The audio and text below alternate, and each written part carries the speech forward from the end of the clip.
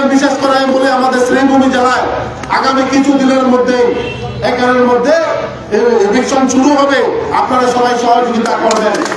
যে শ্রীভূমি জেলায় আপনারা দেখবেন যে যত ফরেস্ট রিজার্ভের এরিয়া আছে, গভর্নমেন্ট ল্যান্ড আছে, চা বাগানের সিলিংগঞ্জ আছে, অবৈধ ব্যক্তিরা এসে মাটি জবরদখল করেছে এবং কিছু বললে ওনারা ডুপ্লিকেট কাগজ নিয়ে ওনারা কোর্টে চলে যান। আমি একটা উদাহরণ দিচ্ছি যে এই চা বাগান, এই চা বাগানে গেলে আপনারা দেখবেন যে চা বাগানের অর্ধেকেরও বেশি মাটি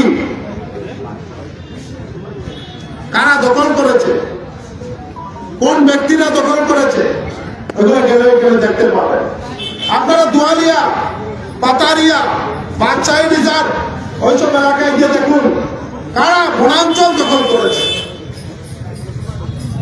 আজকে দুয়ালিয়া আমি কেন বলছি যে দুয়ালিয়া পার্ট 1 থেকে পার্ট 5 রামকৃষ্ণ নগর, রাজা বিহারী, বাজারি ছড়া ওইসব এরিয়া ডেজিগনেট করে দেওয়া হয়েছিল যে উদ্বাস্তু হিন্দু নাগরিক যারা ধর্ম রক্ষা করার কারণে ভারতবর্ষে এসেছিলেন ওনাদেরকে এখানে মাটি দেওয়া হয়েছিল।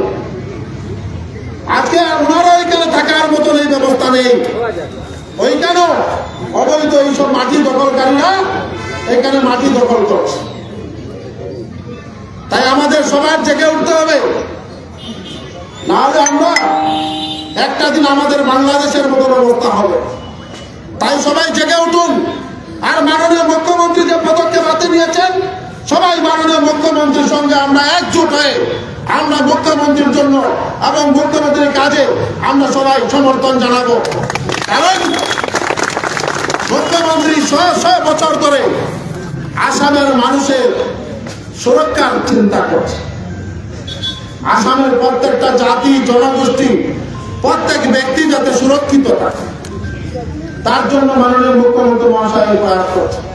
আজকে এখানে ভীষণদা অনেক কথা বলেছেন, সুব্রত বাবু বলেছেন, অমরেশ বাবু বলেছেন, শিবরাগুন মহোদয় বলেছেন। আর এখানে আমরা আজকে এখানে সমাধান করলাম আর আমরা বসে থাকলাম, বসে থাকলে চলবে না। প্রত্যেকটা সার্কুল অফিসে গিয়ে আমাদের খোঁজ খবর নিয়ে যেসব অবৈধ সরকারি জমিন যারা দখল করেছে উৎখাত করে ওনাদেরকে এভিকশন করে তাড়িয়ে দিতে হবে।